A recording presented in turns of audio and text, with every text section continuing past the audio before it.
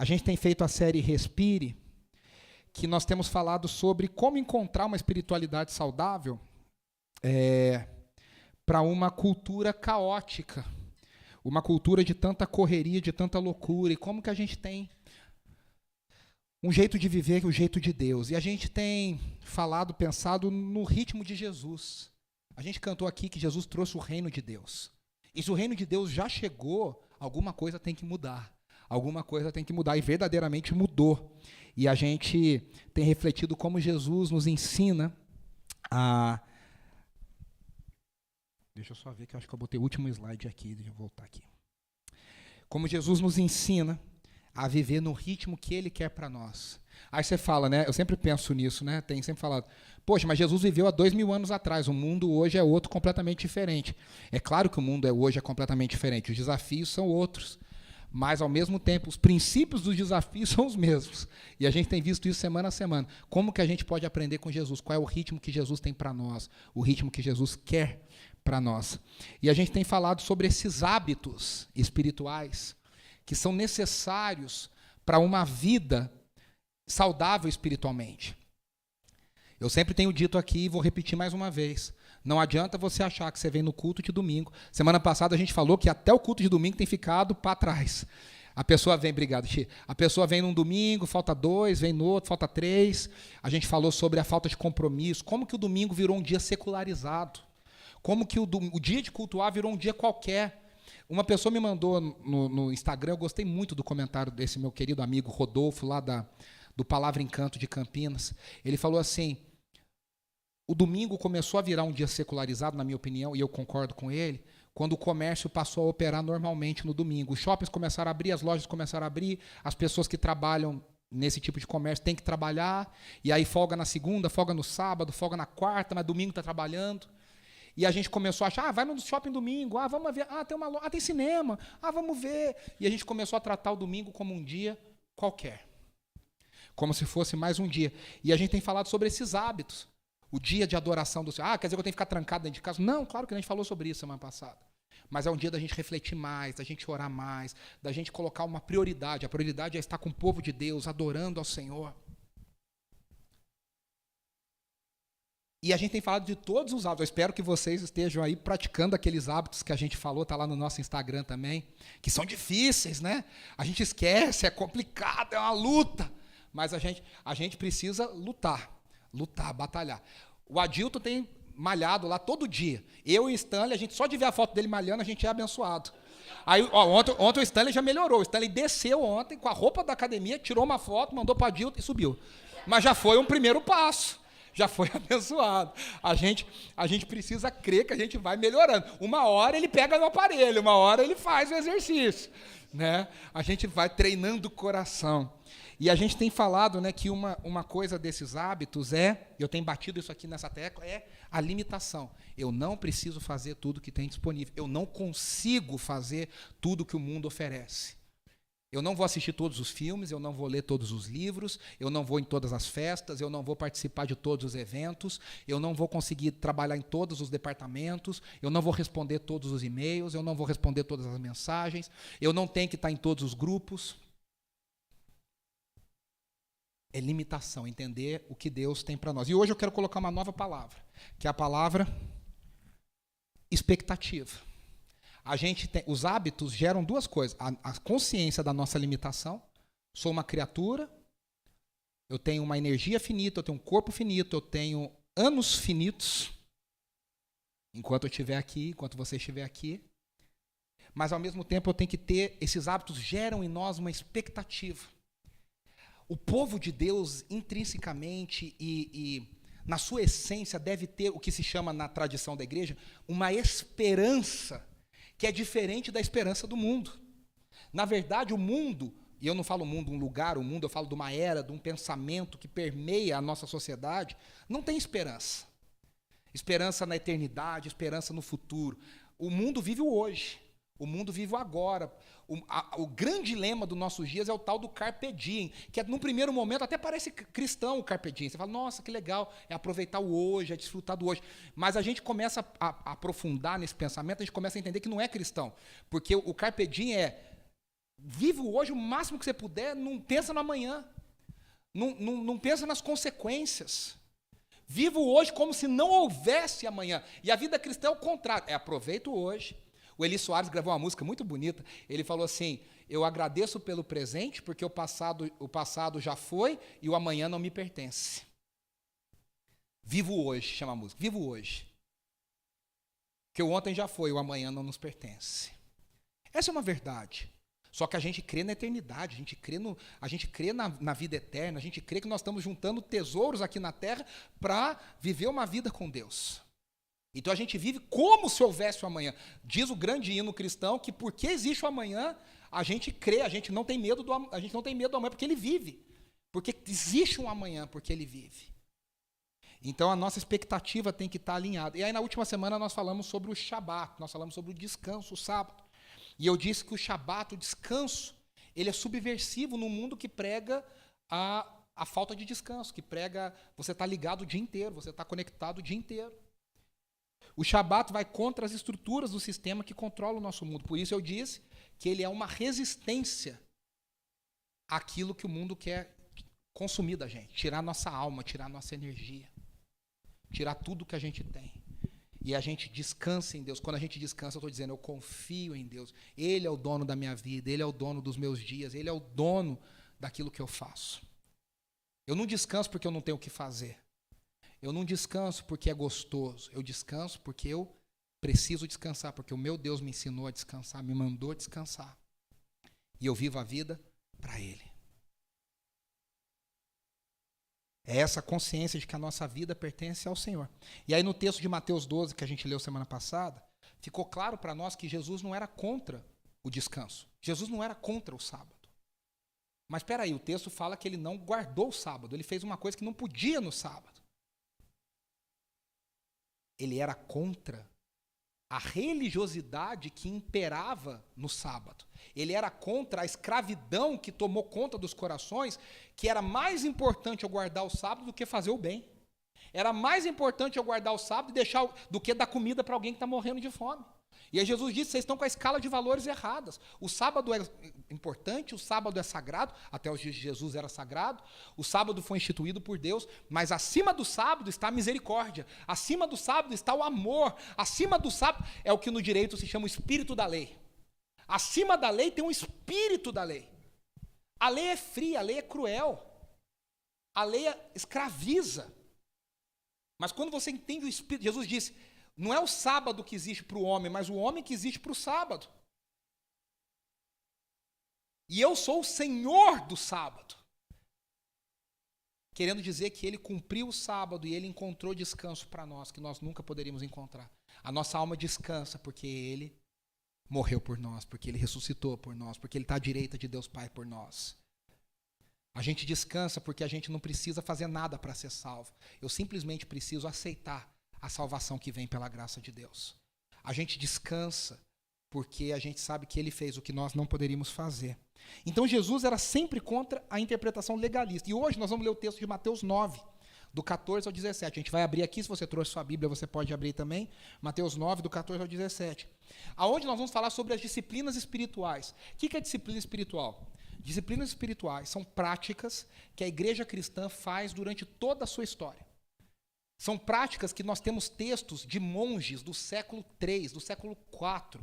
Nós temos relatos dessas disciplinas na igreja primitiva.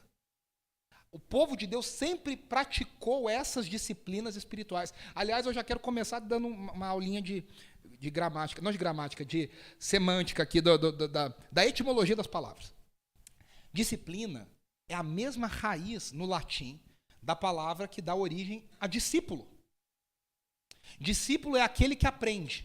A gente acha que discípulo é aquele que foi enviado, porque na grande comissão os discípulos foram enviados. O que é um discípulo que foi enviado? Não, discípulo é um aluno. É um aluno. O que é a disciplina? É o aprendizado. Não existe discípulo sem disciplina.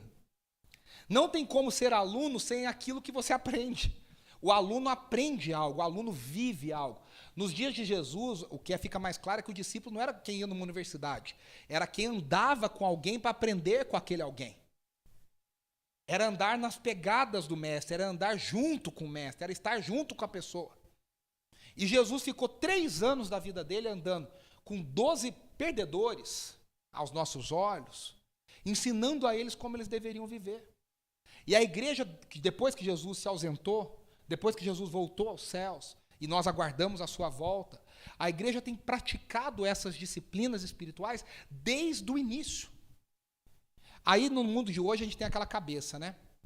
Ah, se é velho eu não quero. Eu lembro que quando eu trabalhava com adolescente, uma vez eu falei pro pessoal assim, vamos cantar música tal. Aí uma menina falou assim, uns 12 anos, 12, 13 anos, cá entre nós, hein? Ou idade encardidinha, né? A gente se acha muito, eu com 12 anos era insuportável. Não que eu seja muito boa gente hoje, mas com 12 anos eu era insuportável. Eu achava que eu era o rei da cocada preta, né? Como a gente falou, eu amava as coisas, sabia de tudo. Aí ela falou para mim assim, professor, essa música é tão velha. Aí eu falei, oi? Foi gravada 3 anos atrás, 4 anos atrás. Ela falou, a fulana já até lançou um disco novo. Porque na cabeça dessa geração, se saiu o novo, para que eu vou querer o velho? Se saiu a coisa, eu quero o novo. Se tem um iPhone 15, para que eu vou querer o 14? Eu quero o 15. Não mudou nada. Do 14 do 15 eu não sei, mas do 13 para o 14 não mudou nada. Mas eu quero o 14. Mas eu preciso ter. Tem a história na China, essa história real, do menino que tinha um iPad 1. Aí saiu o iPad 2. Ele ficou tão desesperado que ele vendeu um rim dele no mercado negro para poder comprar o iPad 2. Porque o iPad 1 na cabeça dele não servia mais, porque agora tem o 2. No mundo de hoje, quando a gente fala de práticas antigas, tem uma galera que já torce o nariz. Mas também tem graças a Deus, hoje tem uma coisa mais cult, assim, que o velho está ficando legal, né? Está ficando bacana resgatar as coisas antigas. Então a gente vai falar de práticas antigas, que a igreja faz há milênios, faz há séculos. Quando a gente pratica essas coisas, a gente se junta com os gigantes na fé e com gente comum como eu e você, que passou a sua vida dedicada ao Senhor, fazendo essas práticas. E a gente vai falar sobre a questão do jejum, que é a questão desse texto. E nós vamos usar o jejum. Toda vez que eu falar jejum aqui, você entenda que o jejum é uma dessas práticas. Eu estou falando do geral da categoria das práticas, no final eu vou falar sobre elas. Então, vamos ler. Mateus 9, do 14 ao 19. Diz assim, então, os discípulos de João vieram perguntar-lhe para Jesus. João aqui é João Batista. Por que nós e os fariseus jejuamos, mas os teus discípulos não? Primeira coisa, antes da gente continuar. Parece que essa pergunta aqui é uma pergunta sincera. Jesus teve várias perguntas que não eram sinceras. As pessoas faziam pergunta para derrubar Jesus, para que ele falasse alguma coisa e eles pegassem ele na contradição. Essa parece ser uma pergunta sincera dos discípulos de João Batista. E eles dizem, por que nós, os fariseus, jejuamos, mas os teus discípulos não? E aí Jesus respondeu de uma forma até pacífica. Ele disse, como podem os convidados do noivo ficar de luto enquanto o noivo está com eles? Virão dias quando o noivo lhe será tirado, então jejuarão. E aí ele fala 2 figuras aqui muito fortes. Ninguém põe remendo de pano novo em roupa velha, pois o remendo forçará a roupa, tornando pior o rasgo.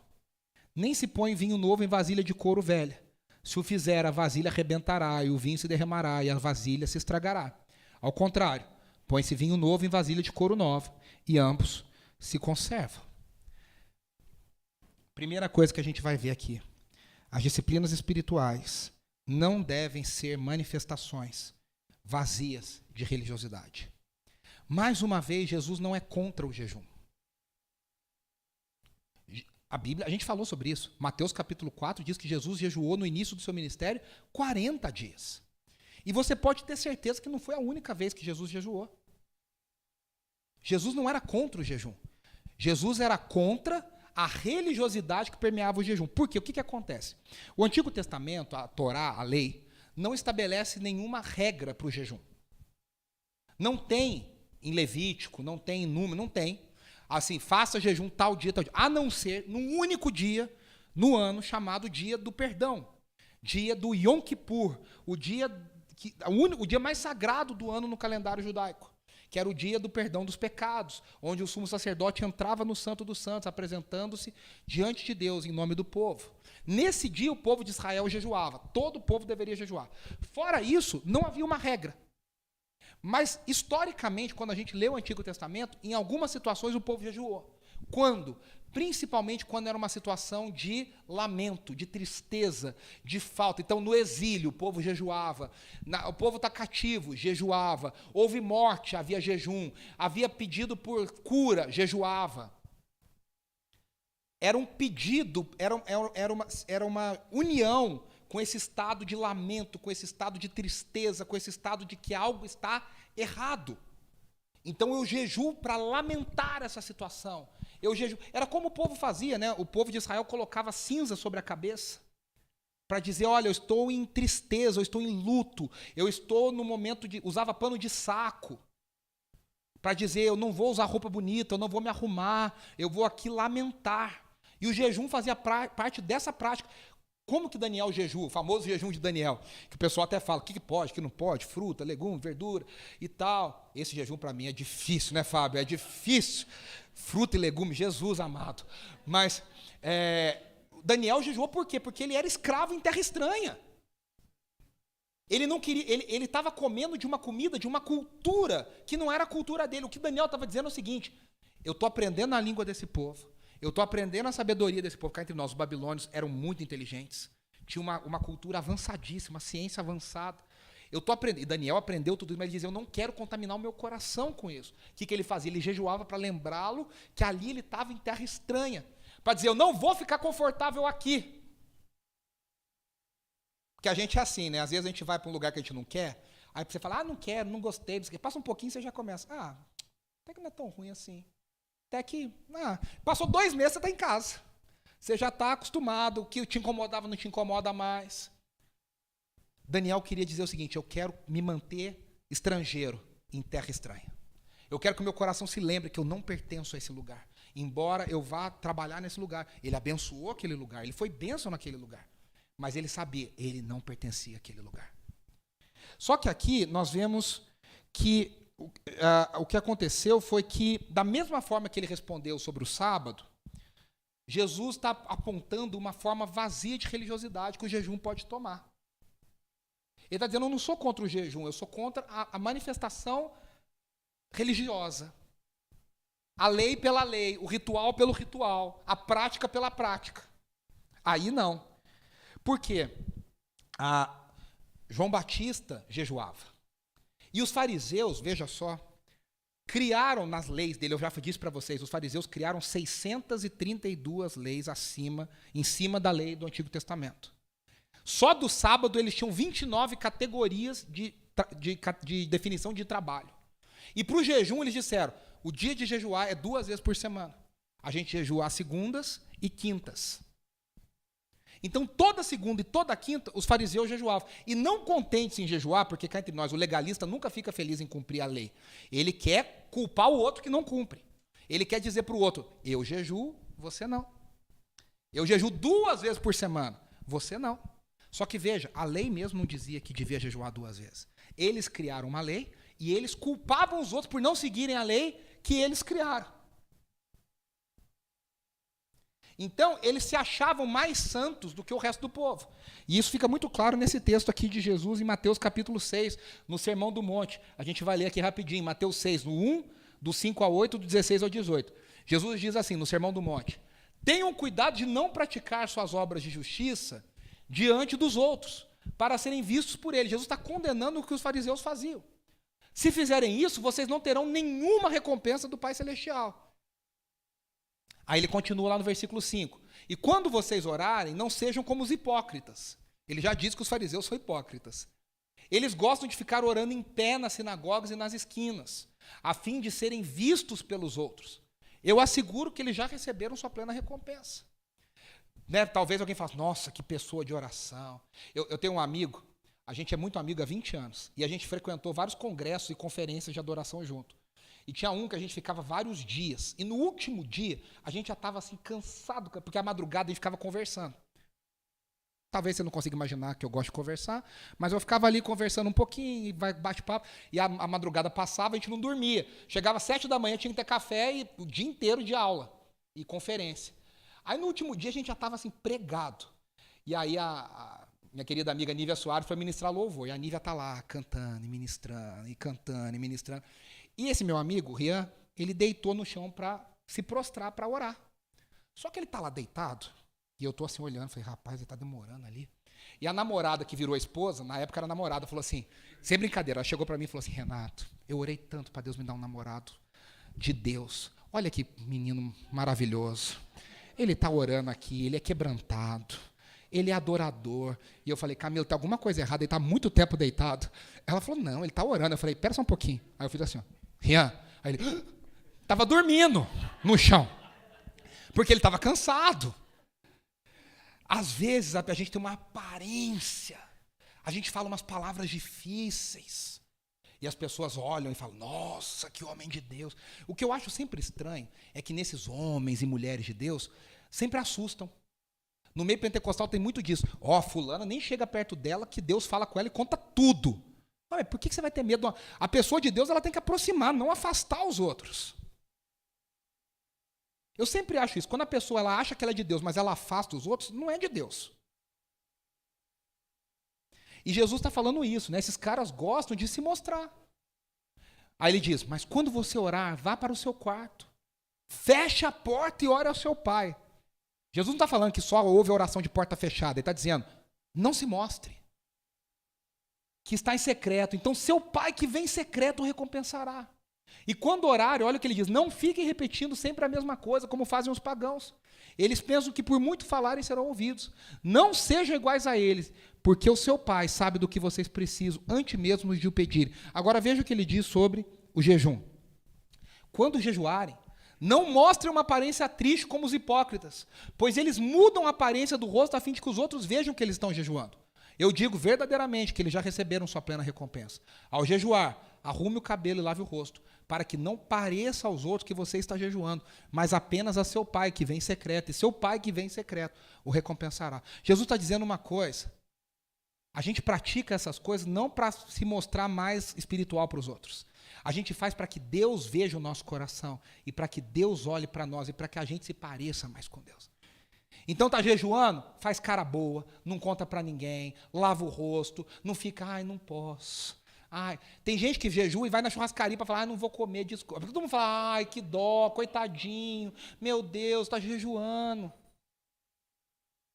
Jesus está dizendo, a conversa é entre você e Deus. É Ele que te vê no secreto, e é Ele que no secreto te recompensa. É Ele que no secreto te recompensa. No mundo de hoje é difícil a gente pensar isso, né? Porque as pessoas falam... Esses dias eu vi um vídeo de uma pessoa que estava na rua, acho que era um mendigo, aí chegou alguém e deu um negócio, uma influenciadora aí, e fez, e não sei o quê. Aí alguém escreveu assim, e quem que filmou isso? E eu fiquei pensando, quem que filmou isso? Ela estava na rua, de repente ela foi fazer o bem para alguém, e por acaso tinha alguém filmando lá para postar, profissional? Claro que não. Ela combinou, ela armou. Ela falou, vem aqui e me filma, que eu vou fazer o bem para essa pessoa. A gente não sabe mais fazer o bem em secreto. A gente já não sabe mais não filmar, não postar, não colocar. A gente quer fazer o Pix e postar o comprovante para falar, abençoei, fiz, mostrei, olha que benção, eu sou uma benção. Jesus está dizendo, é no secreto. Então, Jesus não é contra as disciplinas espirituais. Ele é contra a religiosidade. Aí eu quero ler aqui o famoso autor do livro, eu até vou citar algumas vezes ele aqui, Richard Foster, que escreveu um clássico, Celebração da Disciplina. Ele diz assim, quando as disciplinas se degeneram em lei, elas são usadas para manipular e controlar as pessoas. É o que a gente chama hoje de ambiente tóxico.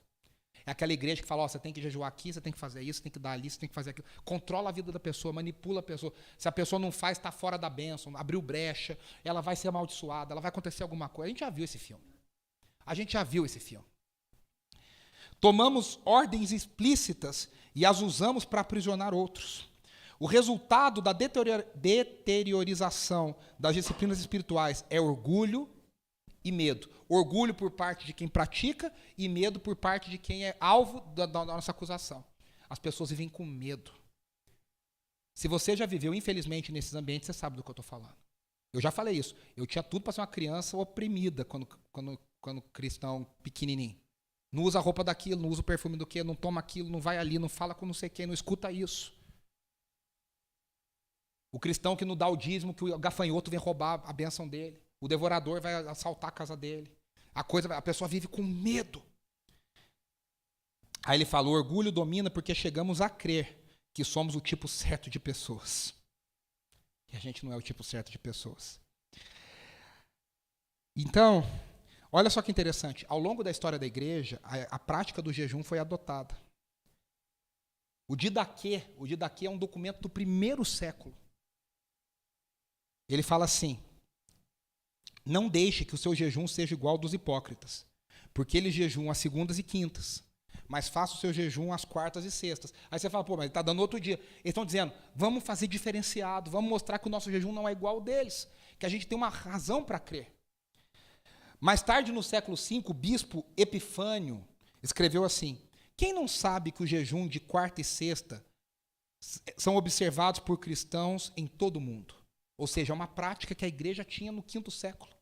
Calvino, no século XVI, disse o seguinte, digamos algo sobre o jejum, porque muitos não conhecem a sua utilidade, subestimam a sua necessidade, e alguns o rejeitam, quase como supérfluo, enquanto, por outro lado, onde o seu uso não é bem compreendido, degenera facilmente em superstição. Isso aqui acontece nos nossos dias.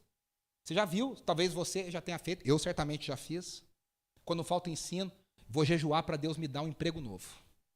Vou jejuar para conseguir uma promoção não sei aonde. Eu sempre falo isso não é jejum, isso é guerra de fome para tentar manipular Deus. A gente acha que a gente vai passar fome, Deus lá do céu vai olhar e falar assim, ai, tadinho, ele gosta tanto de coca, mas ele está passando uma vontade. Ele merece um emprego novo. Eu vou dar, ele merece. Agora ele me provou. A gente acha que a gente manipula a bondade de Deus.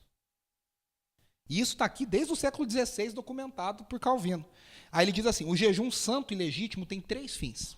Primeiro, restrição à carne para preservá-la da licenciosidade, ou seja, da libertinagem. 2, como uma preparação para orações e meditações. 3, como um testemunho da nossa humilhação na presença de Deus. A gente se humilha na presença de Deus. Segunda coisa, a gente ia caminhando para o final. As disciplinas espirituais apontam para o retorno do noivo. Jesus está falando um negócio, de repente ele fala um negócio nada a ver assim na conversa. Ele diz, por que eles vão jejuar se o noivo está com eles?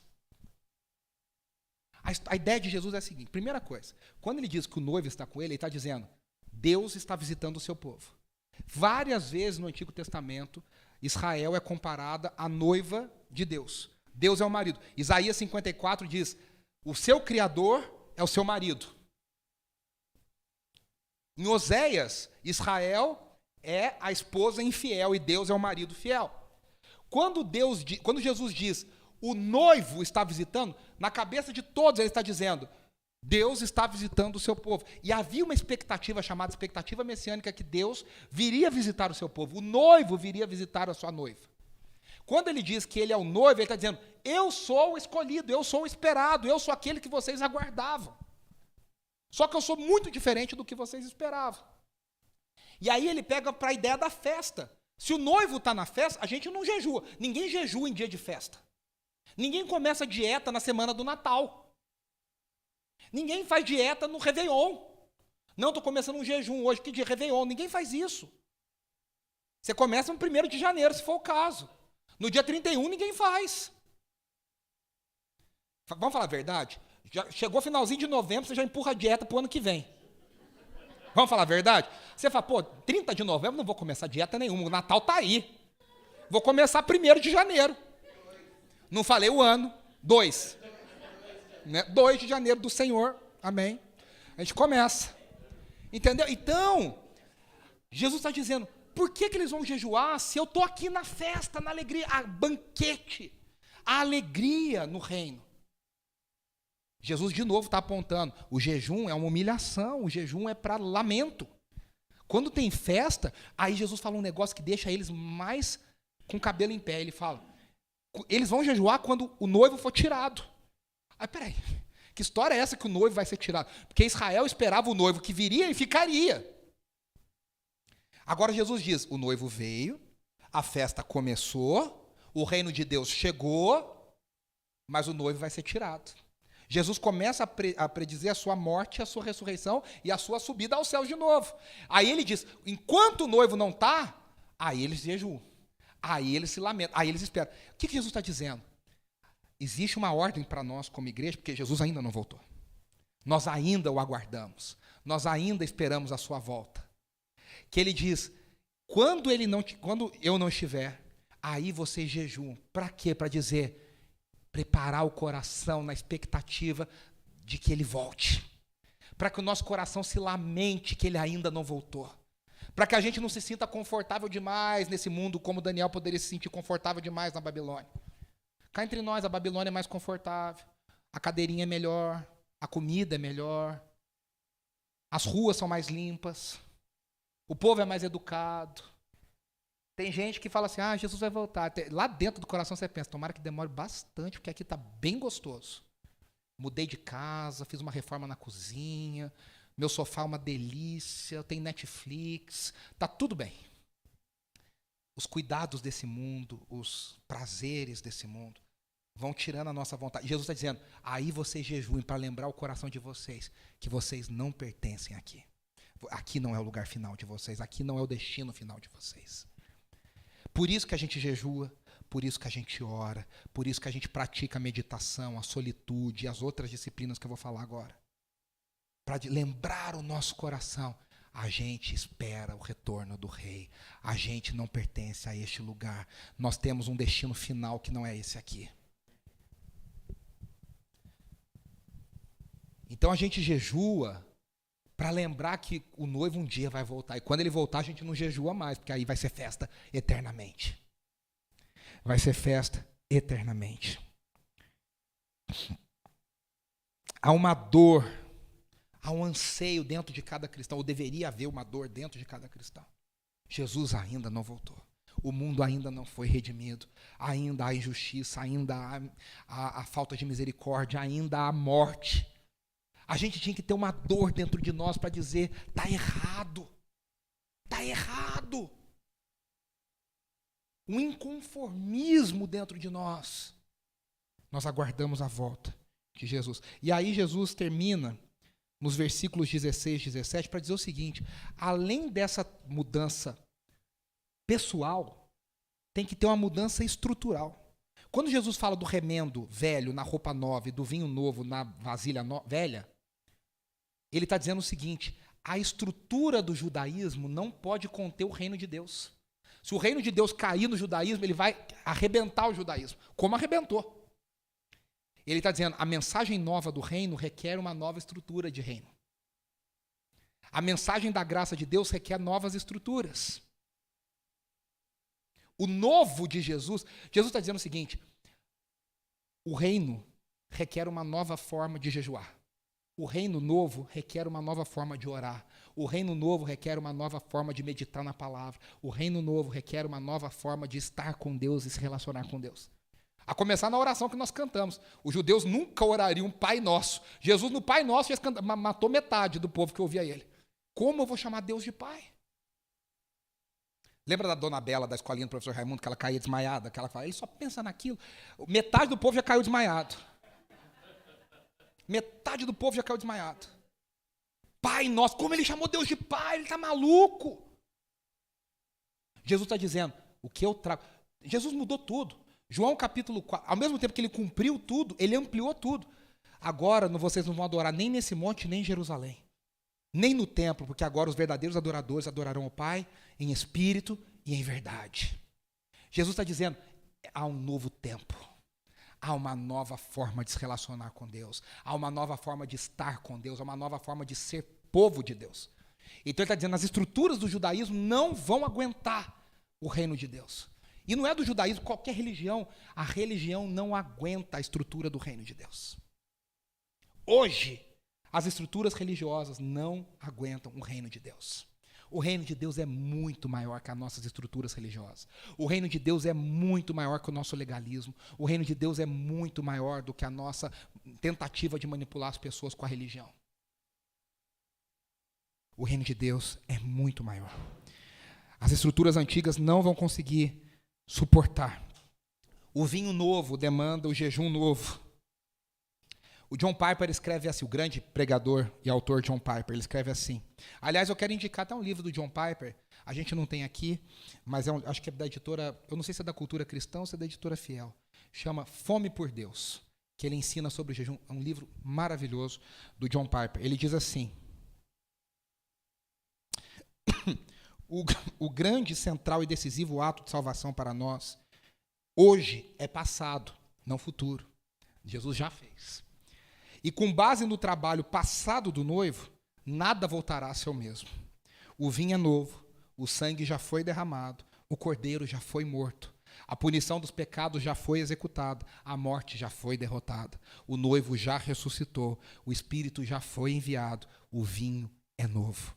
E a velha mentalidade de jejum simplesmente não é adequada. Aí eu escrevi aqui, né? O nosso novo jejum se baseia no fato que Jesus já completou toda a obra de salvação. Os judeus jejuavam esperando a salvação. A gente jejua porque a gente já alcançou a salvação. Porque nós já fomos salvos. Eu não jejuo para ser salvo, eu jejuo porque eu já fui salvo. Eu medito na palavra porque eu já fui salvo. Eu pratico a oração porque eu já fui salvo. Já fui alcançado pela graça de Deus. E aí o Piper termina dizendo assim: essa é a essência do jejum cristão. Nós desejamos ansiosa e vivamente conhecer mais e mais de tudo que Deus é por nós em Jesus. A prática do jejum ajuda a apontar o nosso coração, em todas as disciplinas, para o retorno do rei. E aí eu quero terminar mostrando para vocês o que o Richard Foster, no seu livro maravilhoso, Celebração da Disciplina, eu indico para todos lerem, esse é publicado pela editora Vida aqui no Brasil. Ele fala sobre, aqui está em inglês, eu só achei esse gráfico em inglês, sobre as disciplinas espirituais para o mundo caótico. E ele fala de 3 categorias de disciplinas espirituais. Ele fala das disciplinas interiores, das disciplinas externas e das disciplinas corporativas, coletivas. Essas práticas não são novas. Essas práticas a igreja tem feito há milhares de anos. Meditação. Não meditação, cara. Não é essa. A meditação aqui é você refletir na palavra, orar a palavra, pensar na palavra. Você aquietar a sua alma, aquietar o seu coração. A oração. E lembre-se, a oração é uma prática que a gente aprende. A gente tem que aprender a orar. Jejum. O estudo da palavra. Essas são práticas para mim e para você. Para a gente lembrar o nosso coração que a gente não pertence a esse mundo, que a gente é de Deus, a nossa fragilidade. As práticas externas. Simplicidade. Você sabia que tem uma página por aí que mostra as roupas carérrimas que os ministros religiosos usam? A página é especializada nisso. Fulano está de Hermès, custa 48 mil o sapato. O pastor não sei o que lá está com um relógio Montblanc, que custa 120 e tantos mil. Fulano está com uma camiseta, uma calça, todo mundo tem que se vestir. Não, mas uma prática da igreja é a simplicidade. Simplicidade. Manter o pé no chão. Manter o coração alinhado. Solitude. Essa é difícil, hein? Solitude, para mim, é uma que pega. Ficar sozinho. Eu quero ficar sozinho, eu quero me matar. Eu não aguento ficar sozinho. A Andressa sabe, o dia que eu fico sozinho em casa, eu ligo o YouTube o dia inteiro no meu ouvido, rádio, o dia inteiro. Ficar sozinho, a gente tem que aquietar o coração. É difícil. Solitude. Submissão. Essa prática também. Maridos e esposa, esposa e marido, filho e pai, pai e filho. Irmão em Cristo. Líder na igreja. Hierarquia, se submeter. Já dizia o John Bevere, submissão é obediência sem concordância, porque se você concorda, não é submissão. Submeter é obedecer sem concordar, mas eu vou obedecer. Não entendo, não concordo, mas eu vou obedecer. E serviço. Servir um ao outro, abençoar um ao outro. Colocar o seu dom a serviço do próximo. As disciplinas corporativas, coletivas. Confissão. Aqui está uma prática bíblica. Claro, tem que ter muito cuidado, porque tem muita igreja que usa isso de uma forma errada, para saber o segredo dos outros, para manipular os outros e usar isso contra. Mas existe uma prática bíblica de confessar o pecado uns aos outros. E a Bíblia diz que quando a gente confessa uns aos outros, a gente encontra cura. Sabe aquele amigo de coração, aquela pessoa que você confia, aquela pessoa que te aproxima de Deus, aquela amizade espiritual, que você senta para ela e fala, olha, eu errei, eu pequei, eu preciso pedir perdão a Deus e quero aqui me confessar diante de você como igreja. Para encontrar cura, para encontrar libertação, para encontrar restauração. A adoração coletiva como igreja, isso que nós estamos fazendo aqui. Estar como igreja. Aqui é orientação, né? Ou seja, aconselhamento uns com os outros, conselhos de sabedoria, de ajuda e celebração. Parte da nossa é festa, parte da nossa fé é festa. Eu fiquei muito tentado, até coloquei no slide, no coisa, a cantar a música do Silvio Santos. Então sorria, vem para cá, a festa continua, a casa é sua, vamos lá. Mas não vou fazer isso com vocês. Parte da vida da igreja é celebrar. Celebrar o reino, celebrar a vida, celebrar a transformação, celebrar a esperança. Festa. É o povo de Deus reunido. O Marcos Witt diz, o louvor da igreja é muito mais parecido com uma grande festa do que com um funeral. Tem igreja que você vai que parece um funeral. Essa é outra história. A gente tem que celebrar. Então esse é o nosso desafio. Disciplinas espirituais antigas para um mundo caótico. Para a gente lembrar o nosso coração que a gente não pertence a esse lugar. Vamos orar? Senhor Jesus, nós entregamos as nossas vidas ao Senhor mais uma vez e te pedimos que o Senhor nos ajude a termos os hábitos, as práticas, as disciplinas de discípulos teus. Nós queremos ser discípulos não só no nome, não só no nome no hall da igreja, não só no domingo que a gente vem no culto para bater o ponto. A gente quer ser discípulo que realmente aprende, que realmente adota a tua disciplina da oração, da meditação, do jejum, da solitude, da confissão, da adoração coletiva, corporativa, da festa do povo de Deus. Nós queremos fazer parte de tudo isso que o Senhor está fazendo. Que o Senhor nos ajude, no meio desse ritmo tão maluco que a gente vive, a gente encontrar descanso no Senhor. Ao nosso coração aprender a se alinhar na expectativa do teu reino, na expectativa da tua chegada. Que a gente verdadeiramente anseie pelo teu retorno. E a gente verdadeiramente anseie pela chegada do reino total e completamente. Essa é a nossa oração, no nome do teu Filho, Jesus. Amém, amém, amém. Nós estamos encerrados. Eu quero aqui lembrar que essa semana nós temos o Clube do Livro dos Homens da